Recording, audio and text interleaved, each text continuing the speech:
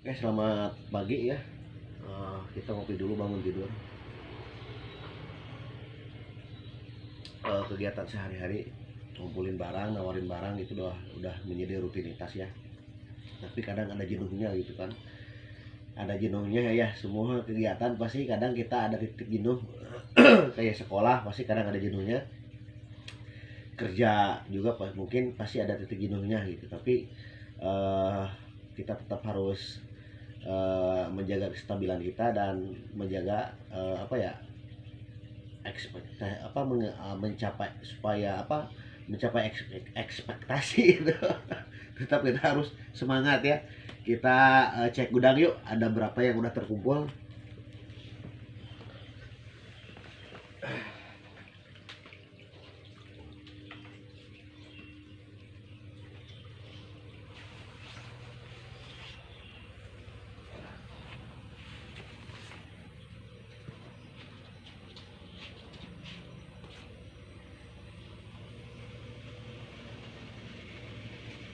Cek gudang mana?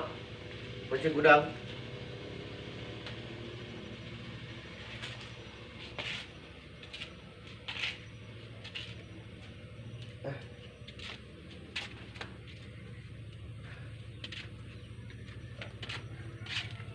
Kita cek dulu guys.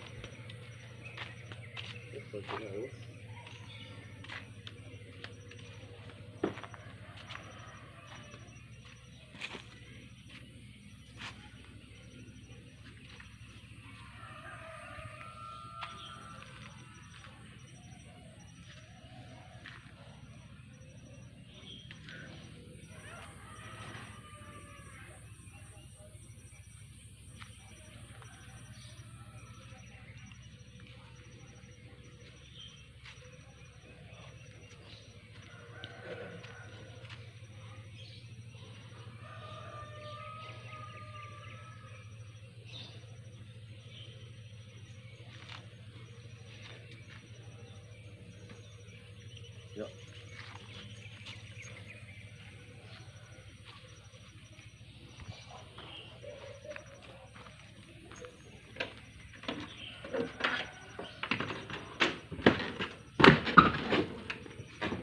Guys, ini gudang sederhana yang saya miliki ya.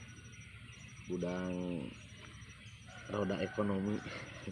Gudang untuk mencari kopi dan rokok. Ya mungkin kalau ada lebihnya buat beli beras lah.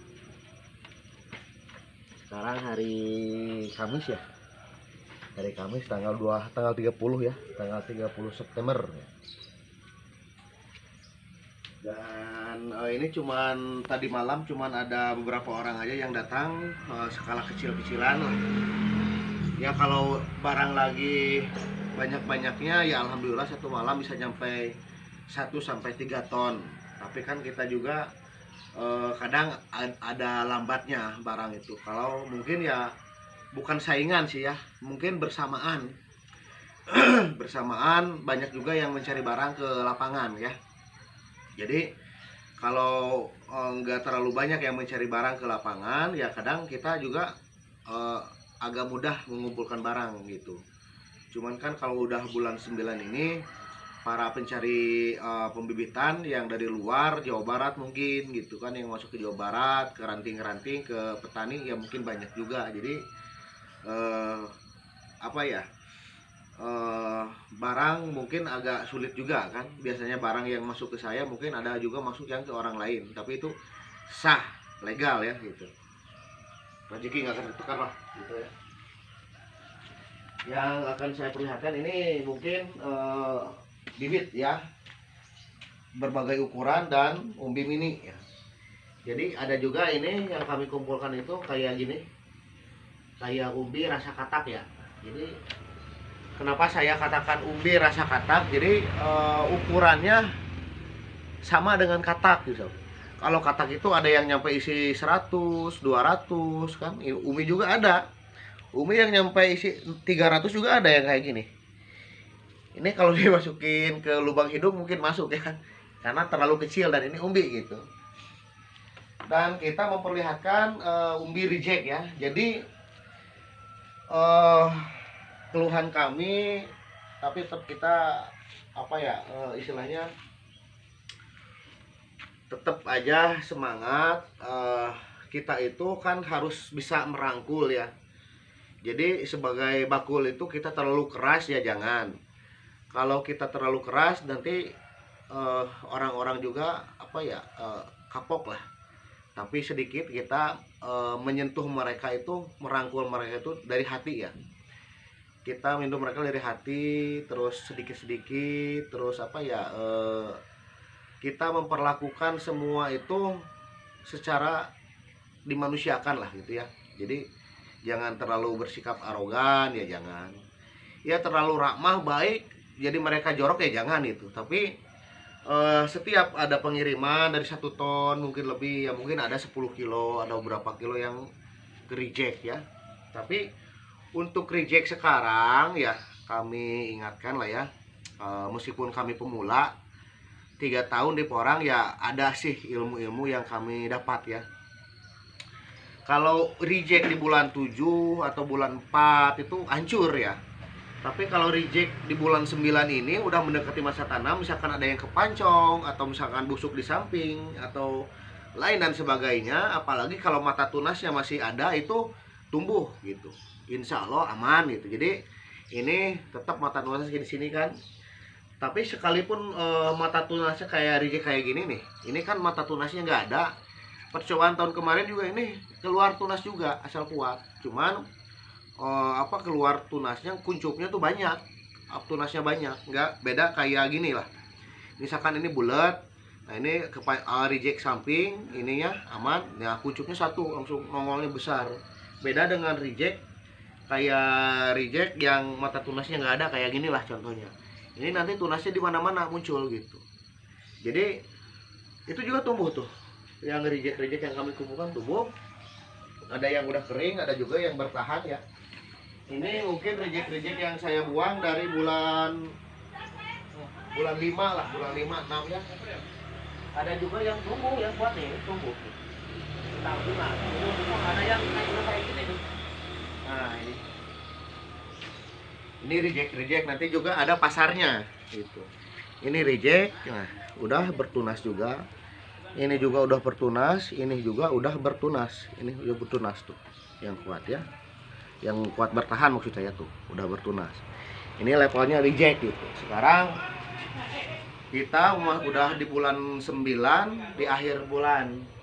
Jadi besok kita udah memasuki bulan 10 ya. Jadi udah semakin dekat ke masa tanam gitu. Jadi untuk rijekan di bulan ini kayaknya masih bisa dimanfaatkan gitu. Jadi kalau rijekan di bulan 4, bulan 5 itu ya, kalau bulan 4 itu jangankan reject ya, umbi utuh juga ya sulit gitu kan, kecuali ditanam langsung, kita mengadu nasib ya bisa mungkin tumbuh lagi. Kalau di karantina kayaknya berat lah ya. Untuk para petani ya yang konsisten ya, jangan terbawa arus lah. Terus jangan terprovokasi dengan harga kan gitu, dengan harga yang anjlok. Soalnya para orang itu banyak kelebihan gitu. Kalau kita mau istilahnya mau belajar dulu ya, semuanya sih belajar ya. Jadi kita jangan pengen melihat keuntungan gitu kan. Jangan melihat keuntungan. Kalau dilihat di YouTube kan dari 1 hektar misalkan dapat keuntungan 800 juta gitu. Kita melihatnya yang jangan ke situ. Kalau di Porang itu taruh aja panen tahun pertama itu kita ngembalikin modal. Nah, tahun keduanya mungkin kita mencari keuntungan. Soalnya kan kalau Porang itu nanti kita punya bibit sendiri. Misalkan tanam 1000 pohon atau misalkan 10.000 pohon, dari 1 pohon kan kita punya katak. Nanti yang kita jual itu kan umbinya. Kataknya jangan dijual. Jadi nanti lahan kita yang dijual secara umbi produksinya, kataknya kita ambil lagi, kumpulkan buat pembibitan pribadi lagi gitu. Tapi kalau dijual semuanya dengan katak-kataknya ya berarti kita harus siap mencari bibit baru lagi kalau mau melanjutkan penanaman ya gitu. Jadi untuk para petani maupun yang lama dan pemula, jadi saya sarankan eksistensinya. Kalau mau melanjutkan jangan terbawa arus dulu. Yang penting kan kita belajar, sama juga belajar ya. Soalnya kalau di Porang itu emang boomingnya di tahun 2018, dan emang kalau masalah laku nggak lakunya Porang udah laku udah lama sih ya. Dan catatan kami udah banyak orang-orang yang lama di Porang gitu, maupun dari petani atau eksportir lah gitu. Mungkin karena Pak Paidi itu berkali-kali diundang ke TV ya, kayak Hitam Putih, ke Deddy Corbuzier gitu. Jadi banyak ditonton ya, akhirnya booming alhamdulillah. Jadi makasih juga Pak Paidi udah membumingkan orang Indonesia. Semakin banyak petani ya yang mencoba menanam porang. Cuman keluhannya di tahun 2021 ini harga anjlok, terjun bebas, di mana nggak seperti tahun 2018, 19, 20 kan gitu. Itu lagi tinggi-tingginya. Sekarang udah banyak yang nanam malah anjlok, tapi kita dinikmati aja. Terus dikait-kaitkan dengan beberapa instansi. Kita juga nggak mau lah saya itu bilang ceroboh, takutnya nanti bertentangan dengan hukum, masalah juga kan gitu. Cuman kan dulu nggak terlalu banyak ya yang terjun ke porang itu dari pemerintah, ya harga stabil. Nah sekarang kita tuh udah sering posting kayak Pak Jokowi kunjungan ke Asia Prima Konjak, atau Pak Jokowi kunjungan ke mana lah gitu ya, ke pabrik porang, ke Caruban, atau misalkan ke Ambiko seumpamanya gitu. Jadi masyarakat Indonesia tuh wah bener nih tuh, Pak Jokowi juga kan berkunjung, Pak Jokowi juga lihat ke kebun kan, supply gitu. Tapi dalam kenyataannya malah anjlok gitu ya. Jadi kita tidak boleh berburuk sangka dulu ya. Mungkin di tahun 2021 ini banyak kendala-kendala yang menyebabkan orang itu anjlok. Mungkin dari sistem ekspor kita yang mungkin ada kendala, atau mungkin berbarengan juga dengan negara lain kayak di Myanmar, Vietnam gitu ya, Thailand. Soalnya porang ini tidak hanya di Indonesia, Vietnam, Myanmar dan Thailand juga itu udah lama sih di porang ya. Meskipun kita penghasil porang yang terbesar karena luas wilayah kita ada sangat luas sekali, atau juga karena efek COVID-19 ya, efek corona yang belum secara keseluruhan belum berakhir lah ya gitu. Kayak kemarin kan itu lagi genting-gentingnya ya, banyak orang yang meninggal. Mungkin dari situ juga jadi mempengaruhi lah ya, jadi penyebab harga porang anjlok gitu. Jadi sebagai bakul saya ini tetap aja menikmati lah, apapun yang terjadi dinikmati. Masalah hasil bumi itu naik turun fluktuatif ya, itu seperti udah biasa ya. Harga emas, terus nilai tukar rupiah juga ke dolar kan ada menguat ada menurun, itu udah biasa. Kayak hasil bumi yang lain kayak beras, padi, jagung, lain dan sebagainya juga pasti mengalami naik turun. Kayak cengkeh juga kan, kapolaga lagi mahalnya mahal setinggi langit, lagi jatuhnya ya kita jatuh juga kan gitu. Orang juga sama. Yang penting kita ikhlas aja nah, ya. Yang penting kita ikhlas, diperhemat lagi dari segi budget untuk penanaman gitu. Dan besar harapan di tahun-tahun berikutnya ada perbaikan lagi, apalagi digadang-gadang orang ini di Indonesia sendiri udah mau langsung ke tepung. Jadi nanti dibikin beras, dibikin lain dan sebagainya ya. Cuman kan kalau tepungnya dipasarkan di Indonesia sendiri, ada enggak sih yang belinya gitu. Soalnya dari 200 juta jiwa mungkin lebih kan, kita emang kan bahan untuk makan itu kan padi ya, dari beras. Kalau masyarakat kita beli tepung porang mampu enggak gitu. Ya mungkin mampu kan, tapi kan masih juga yang kehidupannya mungkin kayak saya lah yang pas-pasan gitu ya gitu. Jadi emang porang ini buat diekspor aja lah bagusnya ya. Mudah-mudahan di Tiongkok juga, Cina stabil lagi gitu kan, pasar dunia stabil lagi, dan harga porang tinggi lagi, melejit lagi gitu. Itulah harapan petani, harapan bakul, harapan kita semua.